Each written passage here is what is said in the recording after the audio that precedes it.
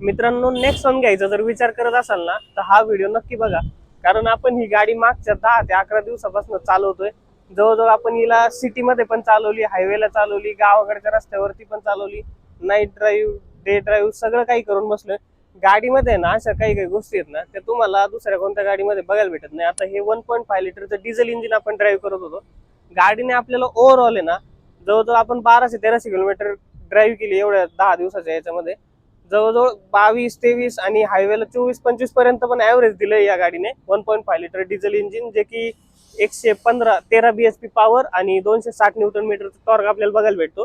गाडी जर बघितली ना तर टॉप मॉडेल आहे, fearless plus dual tone manual transmission मध्ये.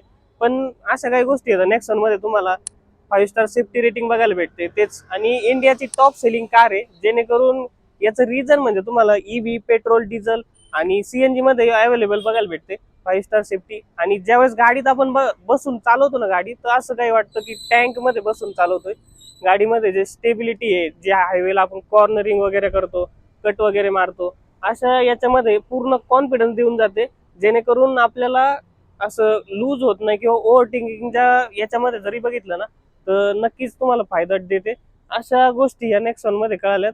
बाकी कॉन्सचा जर विचार केला तर हा ए पिलर आहे ना तो फक्त जरा जास्त मोठा आहे, जेणेकरून टर्न ज्यावेळेस घेतो ना आपण त्यावेळेस आपल्याला व्हिजिबिलिटी कमी होते. भरपूर वेळा टू व्हीलर वगैरे आडव्या येतात.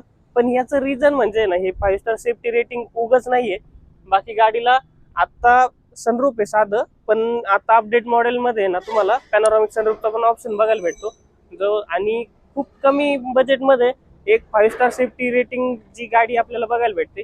बाकी व्हिडिओ आवडला तर लाईक करा. अशा इन्फॉर्मेटिव्ह व्हिडिओसाठी तुम्ही आपल्या ऑटोगन मराठी पेजला नक्की फॉलो करा. धन्यवाद.